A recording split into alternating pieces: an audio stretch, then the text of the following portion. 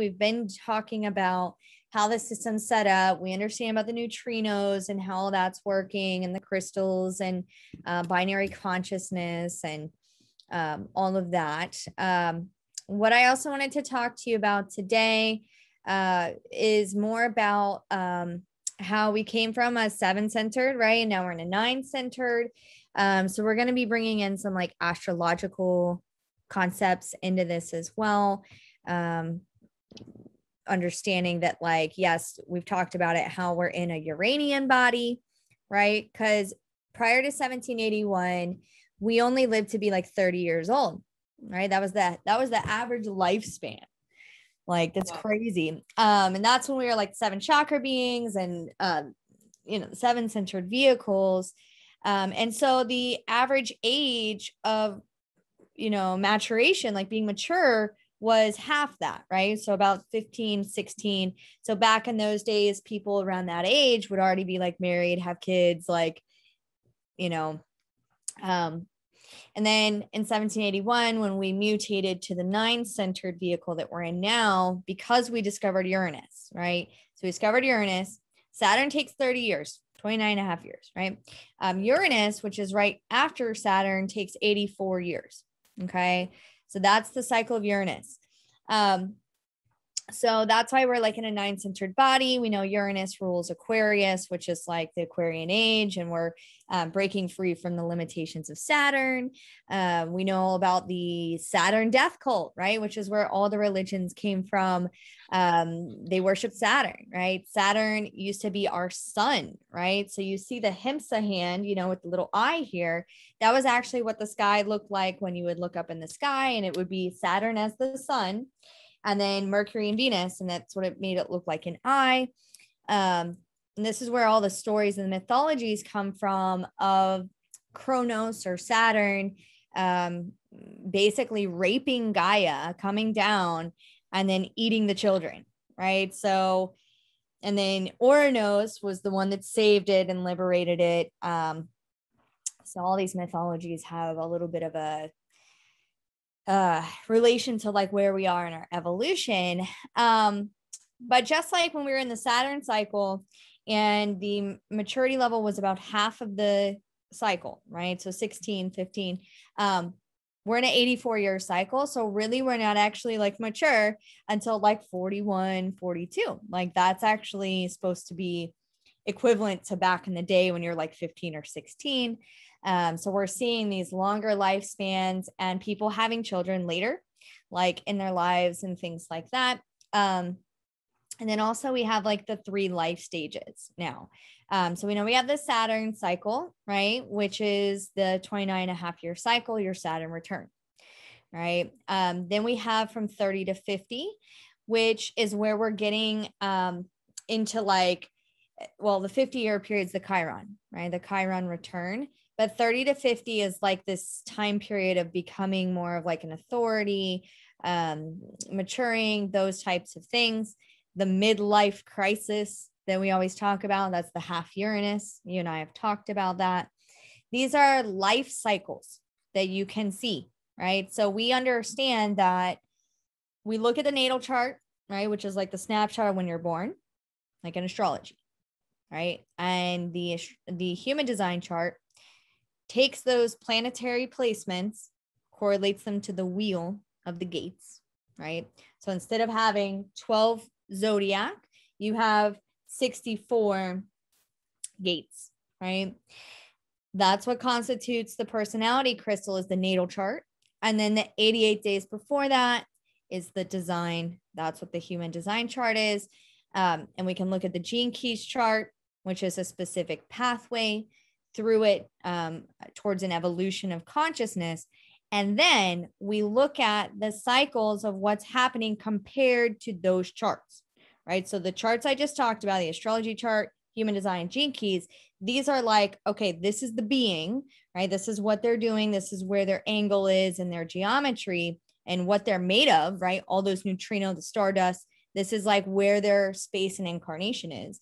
And then we recognize the global program, right? The galactic or the global orchestration directory, God, global orchestration directory, right? Cool.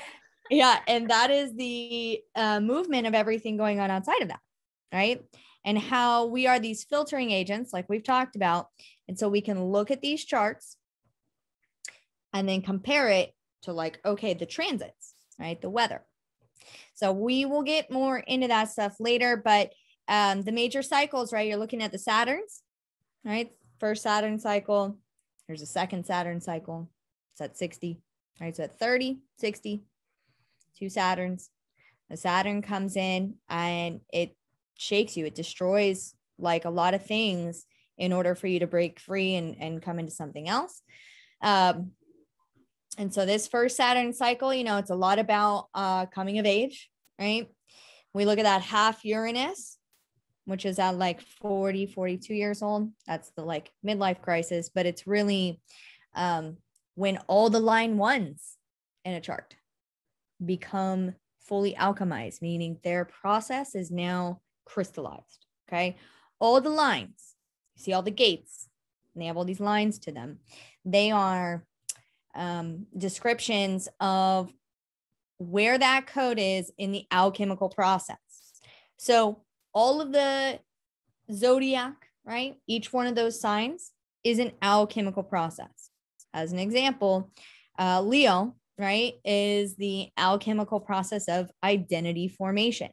So depending on where that planet is in Leo, that is going to be, oh, this is where that being's level is with that part of their identity. That's what they're working on.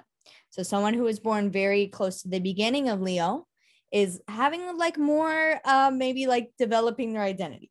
Whereas someone who's born at the end, like the Leo King, right? He's born on Regulus, which is where a star is. It's the 29th anaretic degree. It's like there's certain degrees that are very important. Wow. Right? I didn't know he was born. Yeah.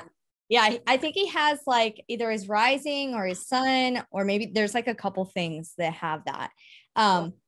But so he's near the end. So you can see his identity is very like, that's what we think when we think of Leo, right? Yeah. So all of the zodiac signs are alchemical processes. All of the gates, like each hexagram, each gate is also an alchemical process, right? So the lines show us like where it is in that placement, right? So all the line ones, and we're going to be doing like a whole call on this because it's complex, but all the line ones in a chart, are insecure.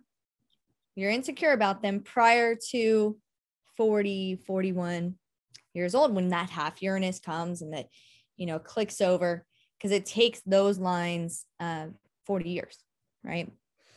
All the line sixes go through the 3 life stages, right? The Saturn, and then from 30 to 50, and then 50 on, right? So we'll go into all of that. But yeah, and then we can look at the Chiron point, which Chiron, what do you know about Chiron? Anything? The wounded healer is the way that I always see it. Yeah, exactly. So the mythology of it, I'm going to just do it real quick. Prometheus stole the fire from the gods, gave it to humans. Chiron was the greatest healer in the universe, and he poisoned himself, and he sacrificed himself to take the punishment that Prometheus was going to get. And so the gods threw him beyond our solar system. At the time, that was Saturn, was the furthest. So Chiron lives between Saturn and Uranus, and half the time it's a comet, and then it's a dwarf planet.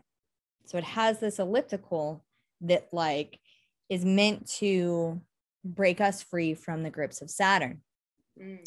So Chiron, even in human design, it doesn't affect our design, but we still can look at it. So your Chirons, as an example, your design Chiron is the 27.5, and your personality is the 24.3.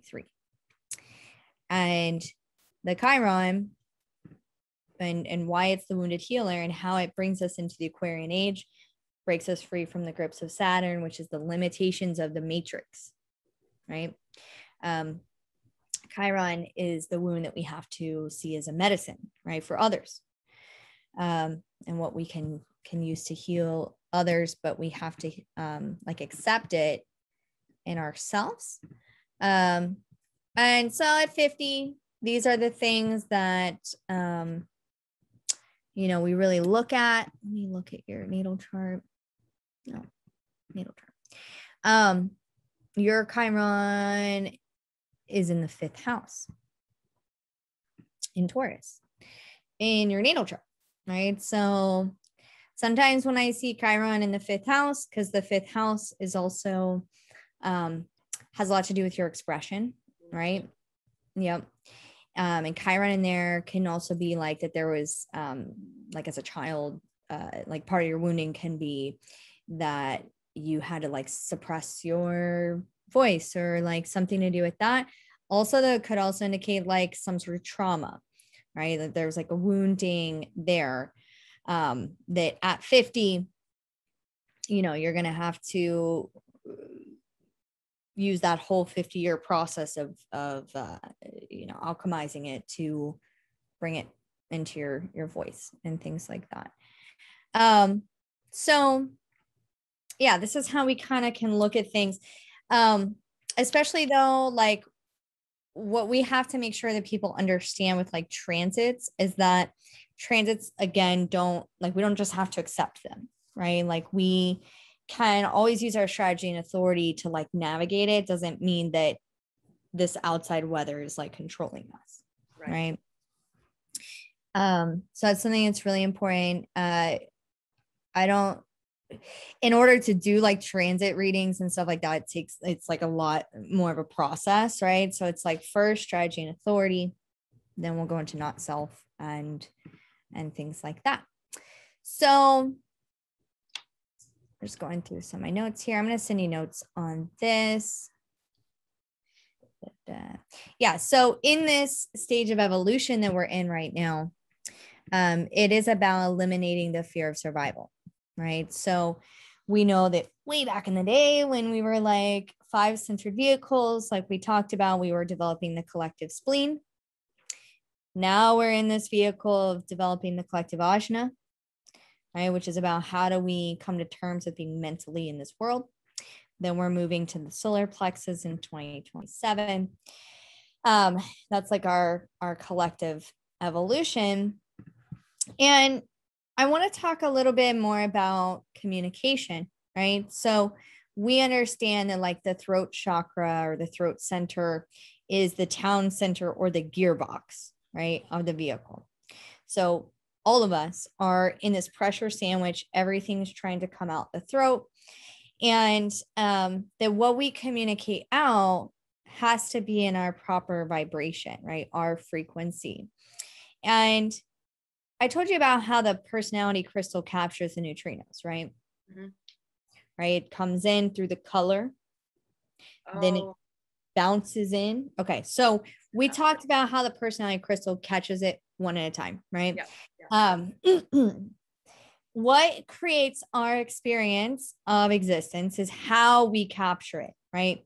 So we're digesting the reality, right? One neutrino at a time, but we're perceiving it through light, through the spectrum of our eyes, like we talked about. It's very limited. But this is where like our actual frequency, and when especially like spirituality and new age stuff and what we know, right? Like raise your frequency and operate in your true frequency. And there is like a thing in the chart you can look at, like, oh, what's your frequency, you know? Oh, yeah. Wow. Yeah. So this is when we call the motivation, or your color, which yours is innocence. And we've talked a little bit about that, right? The not getting involved, right? Like being the observed one, right? Like that kind of stuff. That's my color. Interesting that they call it a color. Yeah. Yeah. So that's also can be fear. It can be. Right? Yep. Hope, guilt. How many are there? There's 6. So for the lines. Yeah. Yeah. Well, this is below the line, right? So you have the gate, and then you have the line, and then you have the color. Okay. Yeah. So each line has a possibility of 6 colors. Oh, okay. Wow. And then each color has a possibility of 6 tones. Okay. And then each tone has a possibility of 5 bases. 5 what? Bases. Bases? Yeah. Okay. Yeah. So this is what it is. It's like a I wish I had like a soccer ball, but I don't. Okay, so imagine like a soccer ball. The neutrinos, they come in and they hit your color. All right. So in a sense, and then it bounces in there. And this is the part where it's like, did the neutrino get captured correctly? That is the tone. Like, so you actually have a tone. And then it bounces out depending on if you're in distortion and creating distortion, not self, or if it's bouncing out at the proper frequency, right? And this is what creates our orientation in reality, right? So, or the Maya. So that's really, when we talk about strategy and authority, it's actually how are you capturing the neutrino and how are you creating distortion, right? Are you on the correct trajectory? Like, so this is a very advanced way to use your strategy, right? So if your strategy is to respond, not initiate, and we know that it's innocence, right? Which is about having no motive, no agenda, observing, right? That is how you capture. But if it's incorrect, your like the not self will take you to that other binary. So it almost like it flips it, right? And it's like, no, I want to capture it this way. So we'll capture it through desire, right? That is your binary, which is like wanting more, trying to get involved, trying to like all the stuff we've talked about with that. So as you get more and more progress through this and you're looking at, we call it the substructure. Okay. We have gates, we have lines, and then we have this whole opening of substructure. Don't worry about trying to figure all this out right now. But I wanted to show it to you because you need to know how it's like set up, Yeah. I wish I could see it's not showing me this. Come on. Okay. But anyways, so that's why I like the motivation is really important. If we go out of our design, we automatically capture the neutrinos incorrectly, literally vibrate at a different frequency, right? So this like literally is the mechanics when people are like, oh, be your truth frequency or raise your frequency. It's like each one of us are here to tone out like a different thing. And because the throat center, right, is the gearbox, everything's trying to come out of it. Also, this will have a certain frequency depending if we're using our correct voices, right? We've gone through all those gates, right? They have their specific voices, or if we are coming from that not self, like conditioned voice. So I'm going to send you I'll just send you a bunch of information on this stuff. I don't want to go through all that. Okay. So planetary movements and the evolution of the psyche, right? So over 500 years ago, Copernicus was, a scientist, and he basically was the one that said, hey, we are not at the center of the universe, right? Like we used to believe that. And all the scientists made fun of him. He got like really ridiculed. And it wasn't until like many, many years later after his death that they were like, oh shit, maybe there's like validity to this. So this was when we displaced like ourselves from being the center of the universe, right? Like, so we're like, oh shit, this led to the evolution of science, right? And like, oh, well, what else don't we know? We need to measure. So developed all these tools, and it got very, objectified, right? So this is like part of how the mental process has been going, right? We're at the very end of it. And then with Freud coming in and saying, oh, well, it's not really you making decisions. It's your subconscious and your trauma and your all the things that he talked about, right? So then the self, the personality crystal also got displaced, right? So this is what led to all of us really being more in that like not self, because we're like, oh shit, we have to like figure everything out mentally because nothing we believed was even true, right? It's like awakening process. So this is why like when we can think of it like the rise and the fall of man, because when you look at the evolution of all this stuff that we're dealing with, we are at the end of the cycle of objectification and like science, right? Like this, like, oh, what are we going to do? Like we need to measure everything and separate everything out. And that's also what we're seeing with humans right now, right? The division, the like all this crazy nonsense, because even in like any scientific principles, you can see that before there's a mutation, there's always chaos, right? There's entropy, this like kind of controlled chaos. And then all of a sudden it goes, whoop, and then it mutates. So that's what we're seeing with this like cycle of the next several years, right? The next 6 years. And so people like you and I, again, like we're here to extract out our consciousness in this time, and it's going to be like continue to be pressured in, right? How true can we stay to ourselves despite the collective pressures, right? So there's individuals, there's tribes, which is family and community, friends, right?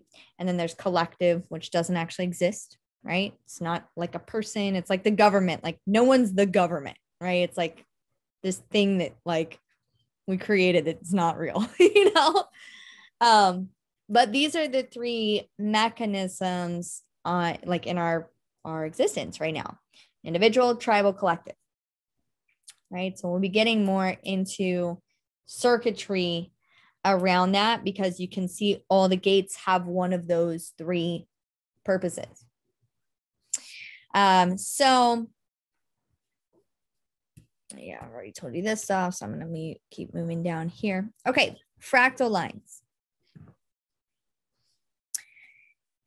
As we come more and more into our orientation, right? So if you capture the neutrinos correctly, and what happens is you travel down a fractal line. Fractal lines are intended to meet other fractal lines. Okay, so we know that the personality crystal, the design crystal, separated by 88 days. This is what creates the cross.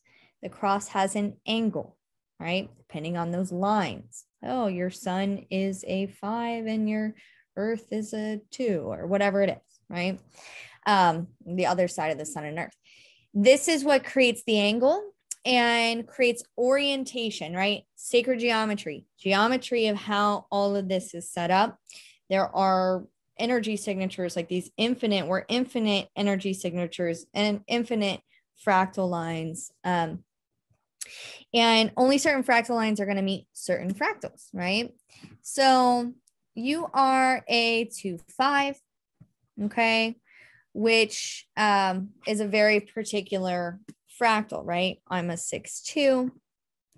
The 2-5 is a right angle, right? There's left angle crosses, right angle crosses, and then a small percentage are juxtaposition. Okay. So left angle crosses, like myself, are only going to meet, well, actually the left angles meet everybody. It's kind of like the experiment of the universe, right? Because it's like God, the global orchestration directory, this whole mechanism has created the combinations of vehicles with personality crystals to see what will happen, right? To extract out. So the left angle people, like myself, we encounter everyone, okay? It's like these three groups are canoeing, okay? The left angles are going to encounter everyone, all fractal lines, and might not get to the end of the river, might not get to the purpose, right? The right angles are destiny, right? Destiny, really. Destiny comes from, karma is more the left angle. Destiny is the right angle, where it's like you're canoeing and you're only meeting the right angle crosses that are on your fractal. So as you go down your canoe, you're meeting like certain beings that are part of your geometry, and you're going to get to the end of the river, right? To the other side. But it's just about like what the journey looks like for you. Like you're going to extract your process.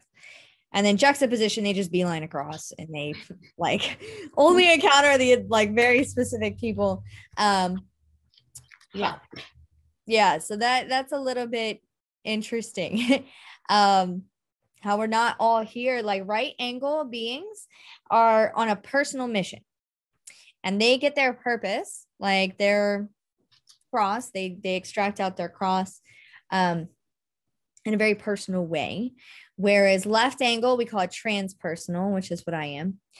Transpersonal, I extract out my purpose and my cross through my interaction with others. It's transpersonal, right? And like I said, juxtaposition, it's just very like straightforward. They just go straight across the river. And they're in a very, very tight angle. Okay. Karma in this sense is more about they have to be careful who they're interacting with, because like it's more of a consequence almost if they're incorrect, because the interaction with the other being can completely throw them off the canoe and now they'll never get to the other side, you know. They'll never get across, which, yeah, that's a whole nother story. We'll talk about like the death process and like how all that works and like what's actually going to happen with our soul and like our crystals, you know, because it doesn't really matter, like if you even don't get to the other side, right? But this is like an opportunity for us as unique, like this window of time in existence is the window of time to experience unique differentiated consciousness. Like that's what we're doing here. For 7 more years, 6 more years. Yeah. Well, us being, and then the door closes, like, oh my God. Sorry, what were you gonna say? Yeah. I was gonna say, like, us beings that are already like, or in that vehicle now, like, so that's still gonna be our mission and like who we are. But that, like I said, the background ocean, it won't be the collective. It's gonna be into the sleeping phoenix, and because these new beings are gonna start coming into the earth, the raves, it's no longer gonna be about discovering the mysteries of life. And I think this is fucking weird, because all right, transhumanism, right? Mm-hmm. And like how the vaccines and you know, the social credit scores, the biohacking, like all of this agenda towards that, you know, and the more I'm seeing this, the more I think like this is probably what's going to happen in 2027, is like that portion of the population that ends up submitting and like willfully getting put into the system of the Internet of Things, the like, you know, connecting to the machine AI, right. Because they're not going to be reproducing anymore, right? And it's going to be beings like you, and like we're going to have to you know, people like us and your children, our children are going to have to repopulate. But I think that that's what's coming with this whole sleeping phoenix thing, you know. So we'll literally, because he was explaining it like this division, and then there will be this gap. And so like, because the questions that kind of left in my mind is like, okay, I can totally see that. But so are both going to be simultaneously existing on Earth, mm-hmm. and just like really become divided within time and in or space, or is there one gonna like totally? I see a lot of those people going away, but at the same time, I don't know, like those are the kind of questions like Yeah. Well, we are going to be existing at the same time. Like, I think he was saying that we have like, there's a couple different things in my mind about it, but I think it's either like a few hundred or like 1200. Like, it's like hundreds of years left, right? Where, because we are in the extinction phase, that, and it's not like, it's not bad, because even like prior to 1781, all those, that species, because there's different species, are already like extinct, like that species. Where the interregnum, you know, the in between the doulas. But after the rave, something else is coming called the Aeron, which they never die, right? So we just have to get the raves, you know, through, which I think will be very interesting, because he talks about the raves that like we won't communicate with them, that they're going to have a collective consciousness, you know, like a group consciousness. right. I was seeing them as more in the AI. That's Like, it. Yes, yes. okay. That's what I'm saying. That's why I'm like, oh my God, like that makes sense now. Right. That's what I was like, oh shit. So then we're going to be like, there's going to be this whole other species that obviously we're seeing is being cultivated in the petri dish. Yeah.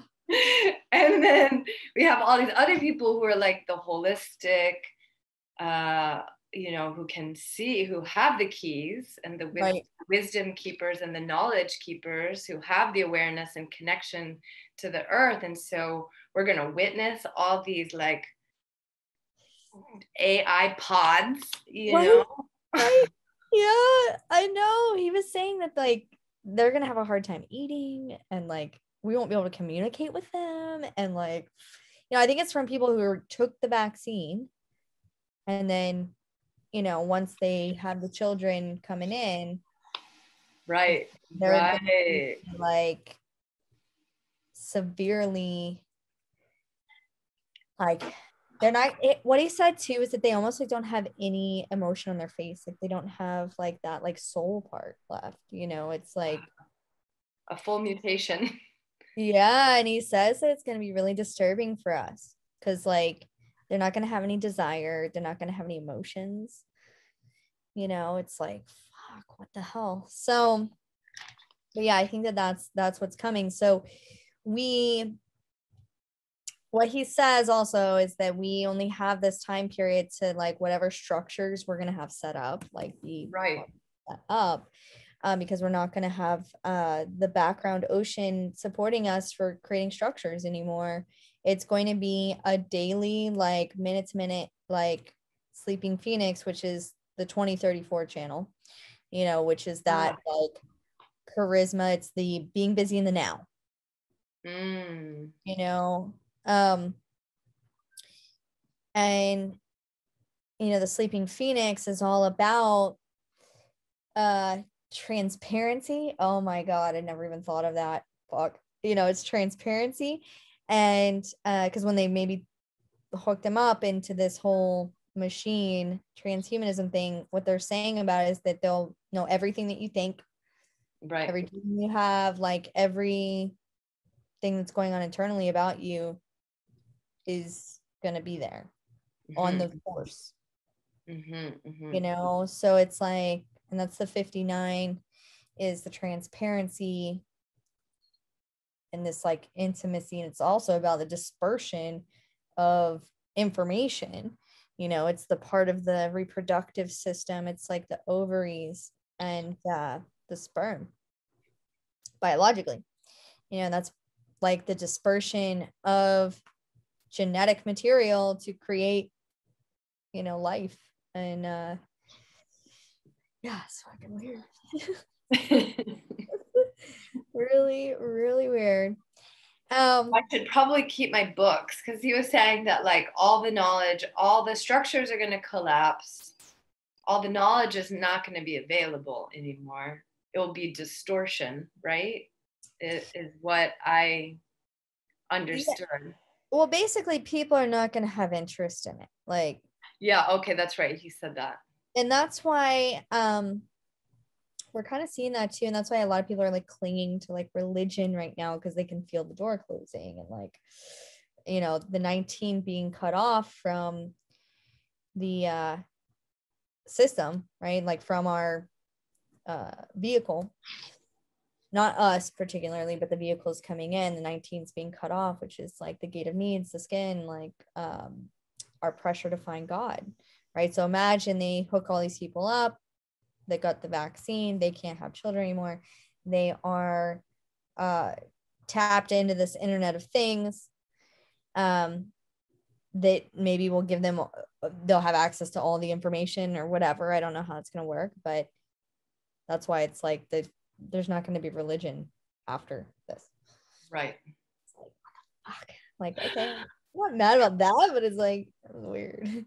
Yeah. You know, like what is going to happen? I don't know about you, but I've been having this like this feeling of, because, you know, like we're going through life right now, and it's like, no one can really know how we think or feel, like truly, like no one's inside the vehicle with us, you know. And even before I thought about this like transhumanism stuff, like that was my like fear, was that like the government and like that we would be plugged into a system that would like expose like everything that we're thinking and feeling we've gone through, and like everything, you know. I don't know if you ever think about that.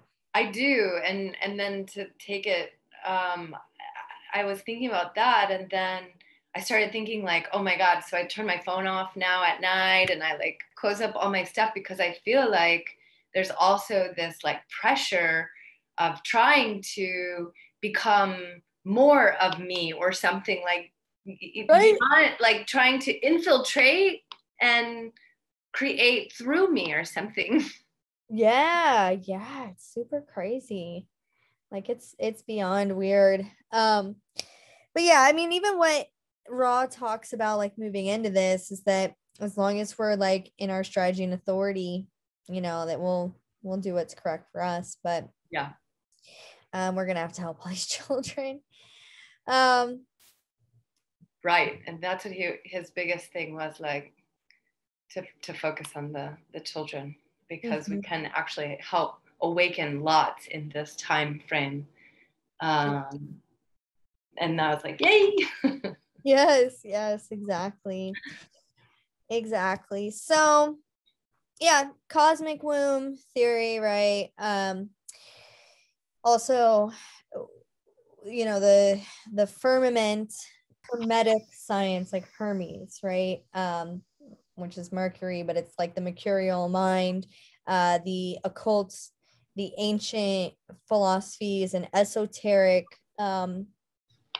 practitioners and things like that, and how we used to actually believe that there was like a dome, you know, that it's like a dome thing, and they believed that like the stars were like pricks in the dome that allow the lights come in. But anyways, and this is how like the story of Atlantis, you know, the Atlanteans that like sunk in, and was it like the flood, the great flood, like Noah in the ark and all that stuff, was like the firmament is like a quarantined area.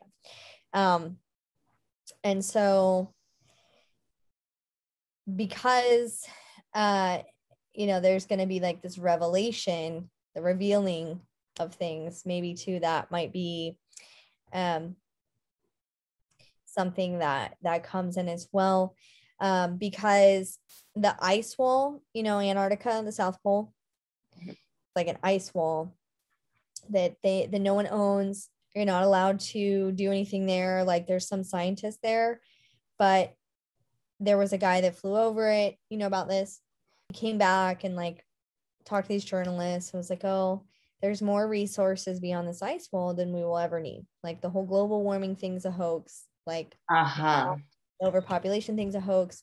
Right. Back before they believed that the earth was flat, right? And we still don't really know. But basically they put the ice wall on the outside, right? That was the Antarctica, South Pole. Even the was it NATO, their picture of their graphic is like that. It's the ice wall on the outside. Anyways, what I'm saying is that the evolution, where we are in the collective processing of time, this ice wall could actually be like on a portion of the earth, right? Where earth may be round, it could be like an egg shape, where like in this womb time, right, the ice caps are melting, right? The ice wall though can come down, and basically there's like lots of land outside of this like quarantined area that we're in, right? This is the aliens like outside of that, like on this other portions of the earth there's way more land. This whole thing about being overpopulated, and that's why they have to do the vaccines, right? That's why they're doing it, right? Because we're in this alien ant farm, like we're in a quarantined area. So all that's gonna like drop, right? Like all of that stuff's gonna drop, and there's like land outside of where we believe that we are stuck, right? Cool. And there's like, I don't know, this is stuff I've been researching for like 15 years. Wow. That like I've researched all these different theories. The cosmic, you can write this down, the cosmic egg theory, which I would definitely recommend looking into.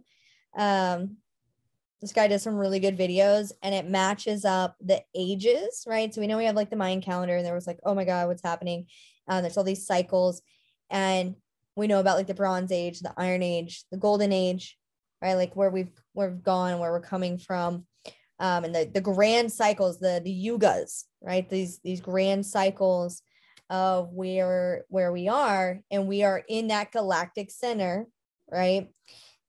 In a yuga, and like we're coming to an end of a huge yuga, which was like 26,000 years, right? So all of these philosophies, religions, all the stories, the revelations, the cosmology, the mutation, the ages, the yugas, the Mayans, the galactic center, all of this stuff is lining up, right? Like all like about to this cosmic womb, right? Like that would be like the water breaking of the womb, right? This firmament falls, the ice wall melts, we get birth into this next phase. And perhaps, the people that are hooked into the AI are not going to go to this other ocean, right? To this other medium. I like that idea. That's what I was really hoping you would say. I believe that this is the traveling through the wormhole. This is the time travel. This is because what we've kind of like me and other people that like talk like this and that have a lot of knowing about what's going on with all these things, right? Not just human design. It's like the philosophy, everything. It's like the religions, and you're on that level too, right? Where it's like, okay, and with this transition to the solar plexus, it's going to be a different movement. Right now, we are traveling through space across time, right? So we're in a linear space, and we're moving to the solar plexus, which is like this moving through time across space, right? Which is a whole different thing. So we're at the wormhole, and that's what I think that this mutation coming in is, the phoenix, the rising up, and flying across to the, coming out of the fires, awakening and popping out, being birthed into this new space, yeah. This is our mission. This is our being the doulas, it's like, all right, here's what's happening. And I don't really tell people like all that stuff because they're gonna be like, you're fucking nuts. Right now. And I'm like, I've literally been studying this for so long. Like, it just everything makes sense. Like about that. Like there's, yeah.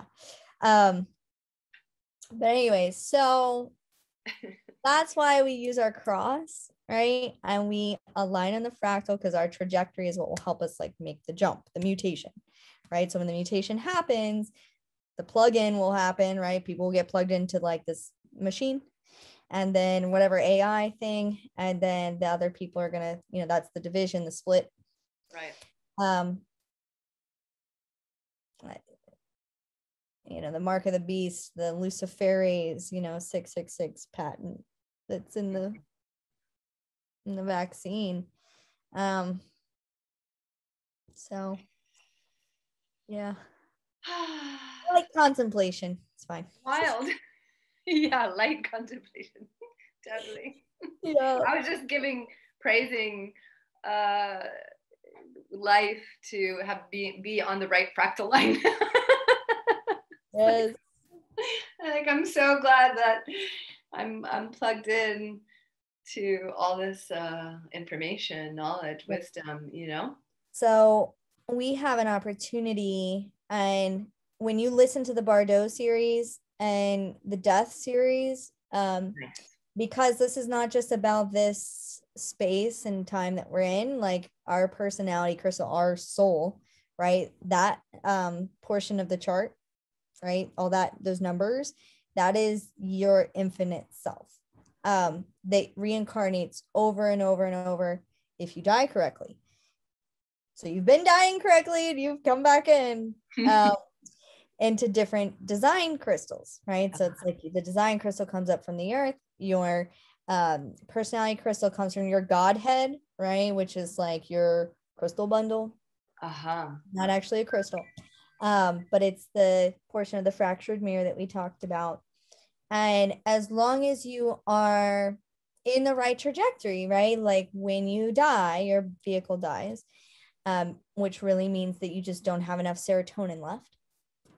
We'll be talking about that. But basically, if you die correctly, you get retrieved from your bundle, and then you'll get dropped into a new vehicle, right? So we'll talk more about that later. There's so much to discuss. Yes. I know. It's interesting. Infinite amounts of information. It's pretty awesome. I know. I love it. Yeah. So it's more than just like, oh, how do I use human design to more buttons? Well, it's like, no, we're lucky to have this, because it's like, all right, we have the like information to make it through the infinity, Yeah, that's so cool. Okay, nice. I don't like, I'm so curious about Ra and how in the world he even got to like, I mean, is there anything that talks about, like, he calls it a voice, right? Have you heard his stuff on The Voice? No. Okay, I'll send you that. He's like, I'm not channeling. He's like, this is just what the information that was like comes from the voice or something. I was like, okay, interesting. So 1987. That was the cosmic convergence or whatever, right. where the harmonic convergence, yeah, where that star was like the first time in our galaxy, well, in our solar system, it was in our solar system, died, right? Meaning that the combinations of the elements that created the heat that puts off the light, right, finally went, and then it released all of its information, right? So it died. That's what happened. Like, stars are born and die, and they released all of that information, and it sent a wave, like the neutrinos blasted to us in 1987, and then that's when he heard the voice, right? Which came from the well in his arena. Yeah, I'll send you the information on that. It's pretty interesting, like the whole story. Right, I bet. Cool. Went to his arena, and they like noticed the light on, and then there was like everything looked wet. He never actually saw the being. Sounded like an old woman that smoked a lot. I'm like, oh, it's me, I'm coming back in time. Fuck, weird. Yeah, and how he was like pretty much forced to do it, and he didn't want to share any of this with the world. Wow. He's embarrassed. He's like, people are gonna think I'm fucking insane. I think he had like 8 days or some small amount of time to get this entire system. Whatever. Wow. Yeah, I'm like, holy shit. That's crazy. Cool. I love listening to him. I know, he's a nutcase. Yeah. So funny.